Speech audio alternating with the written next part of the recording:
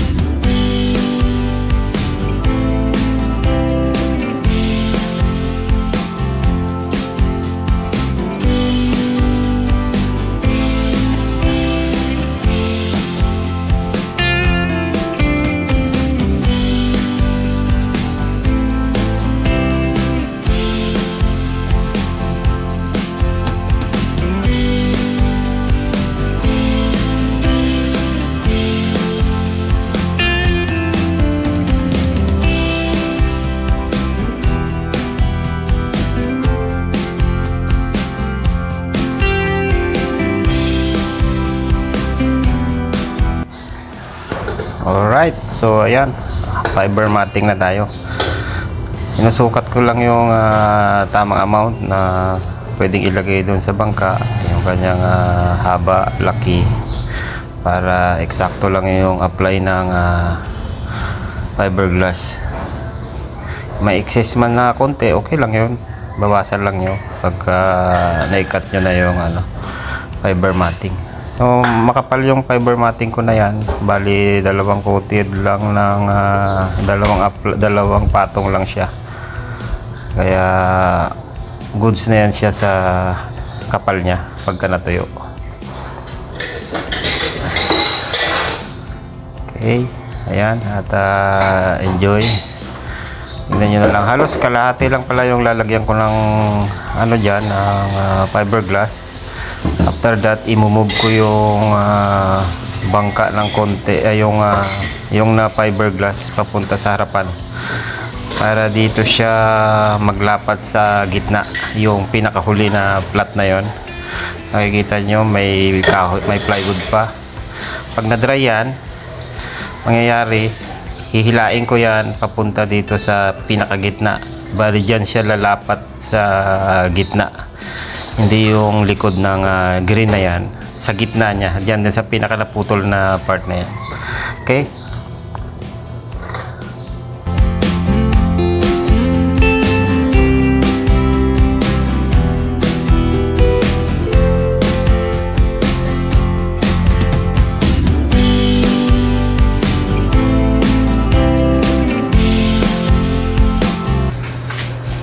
Okay, right. So, ayan, fiberglass na tayo. Sa fiberglass. So, yung dumating na fiberglass na in-order ko. Mura lang ito. Kaya ko kung ano. Kita ko lang sila sa nasa 800. Ang pangalan niya, Freenet. Pero parehas lang ito ng R10 na -10 na ginagamit ko nung dati. Okay. So, natin ano yung brand. Ngayon, sa pag-mixing naman, ganito pa rin ang style natin, para makita nyo kung paano ko siya minimix. Kung nakikita nyo itong guhit na to, okay, may ginuhitan ko na yan siya. Itong maliit, may guhit na rin yan, 4 na guhit sa pinakadulo sa taas, pati ganun din dito.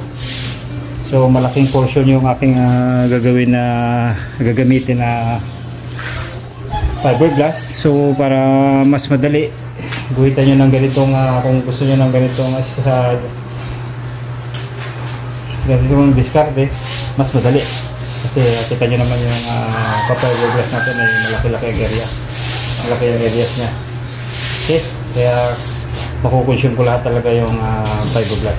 Okay, so marami nagtatanong sa akin kung paano ko nililinis yung aking roller pati brush. So kailangan natin din ng brush sa mga singit-singit, pati yung pati roller ito. Okay, roller. So marami nagtatanong sa akin kung paano ko nililinis ang gamit ko sa fiberglass. Pag gumamit kayo ng roller ay wala nang linisan, so kaya pag ginamit mo siya tuloy-tuloy, or pag hihinto ka kasi, kaya titigas na talaga itong ano na to. Sayang din kasi masyadong consume to sa linis. Pati ang isang pwedeng panglinis dito sa brush pwede. Okay, sa roller hindi na, patutuyo na yan, palitan nyo na. Nasa 10 pesos yata ang bawat isa nito kung pupunta kayo sa hardware. Okay, at ang lacquer thinner pwede na yan, lacquer thinner sa brush panglinis. Okay, so continue tayo sa ating mixing na. Okay.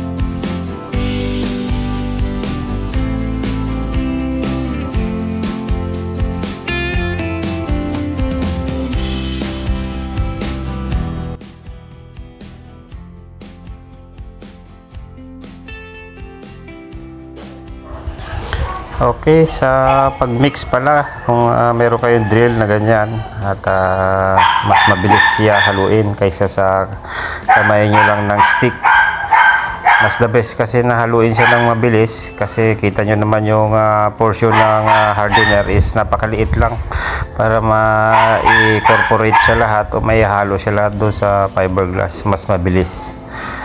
Kaya kung may drill kayo, gawa lang kayo ng konting yung matigas na bakal, i-bend nyo lang at mas madali nyo mai-apply yung fiberglass. So sa pag-apply niyan, kailangan lang mabilis nyo siya mai-apply. Wala pa nga yatang almost 5 minutes magtitigas na yan, kaya kailangan mabilisan ng pag-apply. Yung sa pag-apply niyan, kaya konti-konti lang ang halo nyo, kasi very important yan, reminder sa lahat ng nagpa-fiberglass na mga bago lang.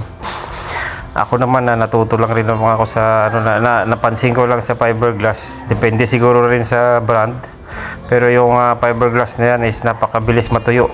Wala, halos less or more lang 5 minutes nung in-apply ko siya, maano na siya, ma-jelly na siya pag hindi mo siya na-i-apply, sayang. Kaya reminders ko lang sa inyo, sa mga nanonood ko, sana may maintindihan nyo yung sinasabi ko. Okay?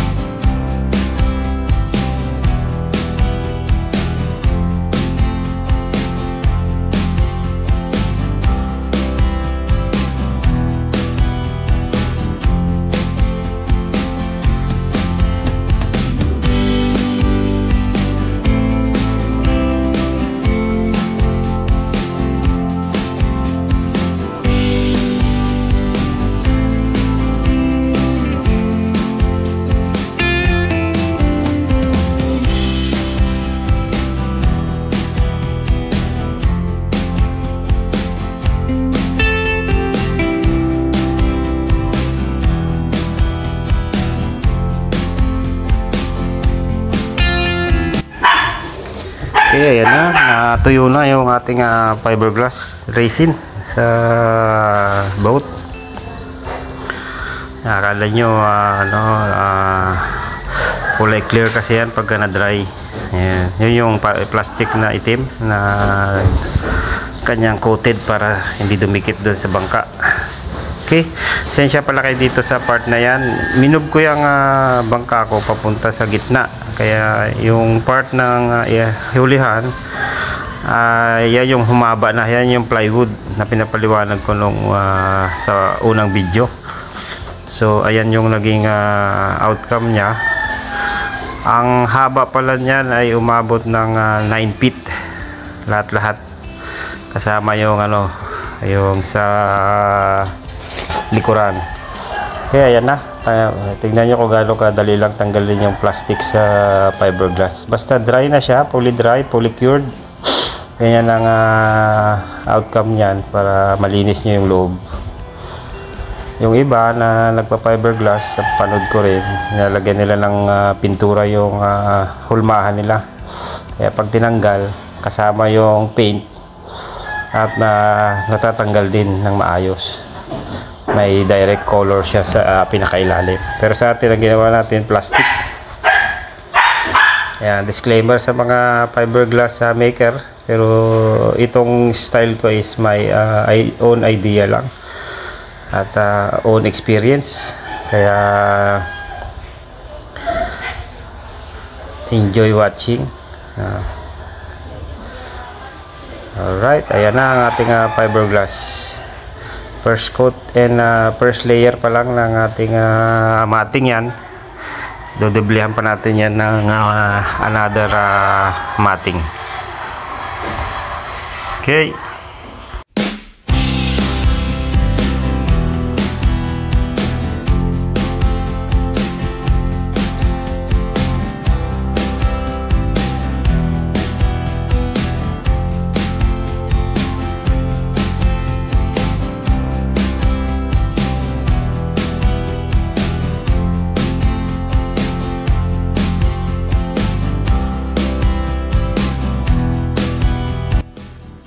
Okay, yung guhitan pala natin yung yung taas ng fiberglass na magiging taas niya na sa side. Okay, yan, ginuguhitan ko yung pinaka taas na gusto ko, nakaplan sa boat side to side yan para matanggal yung excess. Sinukat ko yan ng yung kanyang taas, and then yung sa sukat naman, hindi naman natin masabing makuha niyo yung exact height ng both side, pero at least malapit siya kasi ma-adjust naman yan. Okay. Mamit ako dyan ng grinder para pamputol, dandahan lang, especially sa mga may nagpa-fiberglass na. So ang alam nyo naman, nakita nyo yung parang usok na puti, napakakati niyan na guys. So ako wala akong safety nung time na yan. Hindi ko siya na at wala rin akong dust mask din.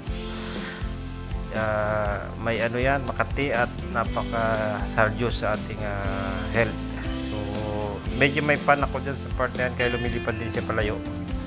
Kaya sa mga newbie or fiberglass na gumagamit at gumagawa, safety na lang, pasensya na lang sa video ko na part na yan. Okay, medyo nawala na, pagod na siguro ko. Okay, enjoy watching.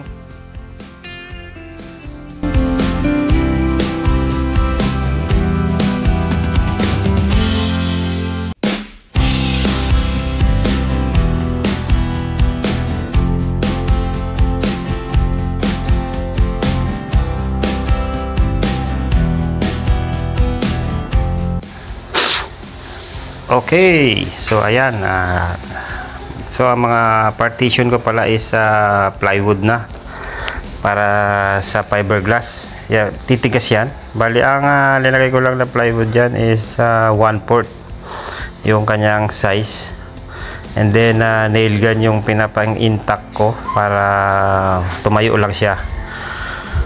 Okay, kung wala kayong nail gun, pwede nyo rin siyang gamitan ng adhesive na kaya nga lang medyo matagal kasi patutuyuin nyo pa siya. Ito, iniintak ko lang ng konti ng nail gun, and then tumatayo na siya. Okay, para ma-applyan ng fiberglass. Okay, yan yung sa harapan, na pangalawa sa harapan, pati yung sa likod. Okay, ito naman yung nasa likod. Ginagawa ko siya ng kung napapansin nyo ito sa ibang video na mayroong parang floater na sa likod na dalawa, kasi itong bangka nito is lalagyan ko ng outboard para sa kanyang makina. Yan, ito parang floater sa likod yung dalawang yan, kaya may hiwa sa gitna yung aking bangka, nasa loob siya. Okay, makikita niyan pagka nabuo ko na. Okay, ayan, enjoy.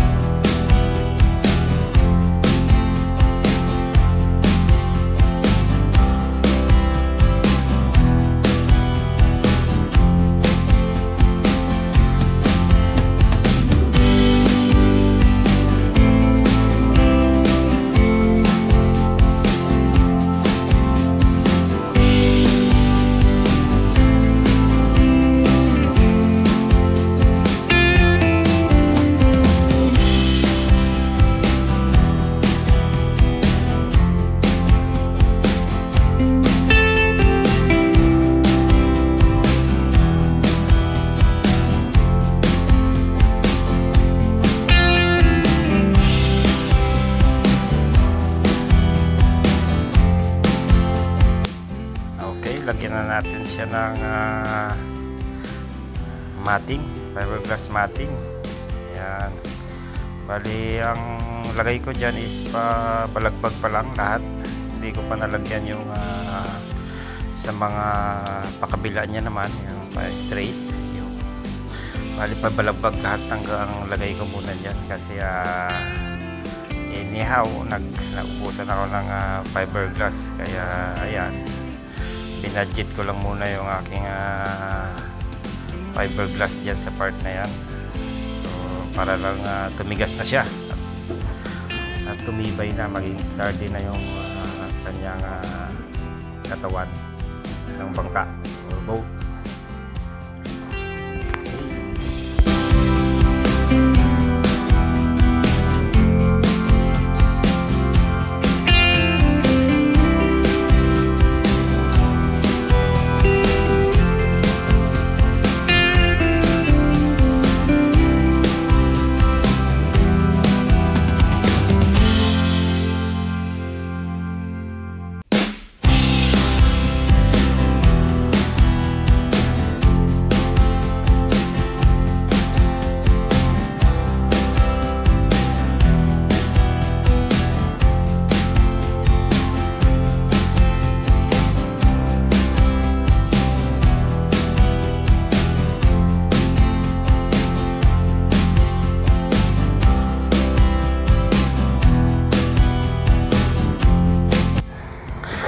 Okay, sa part pala na yan ay isang tip lang rin. Sa fiberglass, hindi naman sinabi na buo yung mailagay mo siyempre makikita nyo naman medyo may para siyang partition and then kailangan nyo siyang at least buo. Kung mabuo, mas maganda siyempre. Kaya nga lang magkakaroon lang mangyayari dyan is maraming maikakat kung sakasakali, di ba? Ngayon sa akin, sa ginagawa ko, naging para siyang overlapping, which siya, okay siya gawin din. Isang paraan din para siya sa magdugtong sila. Magdudugtong naman silang lahat basta na-applyan mo yan siya ng fiberglass. Lumalambot kasi yan kung mapapansin nyo. Pag in-applyan nyo ng fiberglass, nagiging jelly rin yung fiber matting at kung makakapit din yan sa kanyang dugtungan. Kaya through experience, hindi naman sinabi na buo lang, na buo rin yung magiging mas maganda, mas buo, mas okay din siyempre naman, para hindi siya cut pero okay din yan, same lang rin ang kanyang connection pag in-apply na siya ng fiberglass. Okay, sana medyo naintindihan nyo o nakuha kayo ng tips doon sa sinabi ko. Okay, disclaimer uli sa mga nagpa-fiberglass at hindi naman, we are not like very professional sa pagpa-fiberglass na ginagawa ko. This is based only sa aking experience. Thank you sa mga nanonood at nakakaintindi.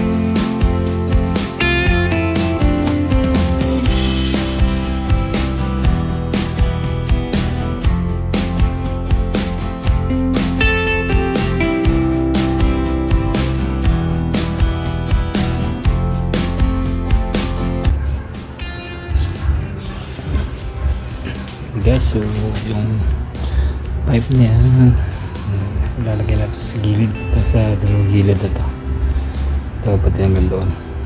Yan, then ipa-fiberglass natin siya. and then full fiberglass na pati yung buong dito sa plate. Yan lang yung aking part 1 for the meantime kasi naubusan tayo ng ng fiberglass. So tapusin ko lang yan at the next episode full finish niya pati yung dito sa painting. Okay, thank you.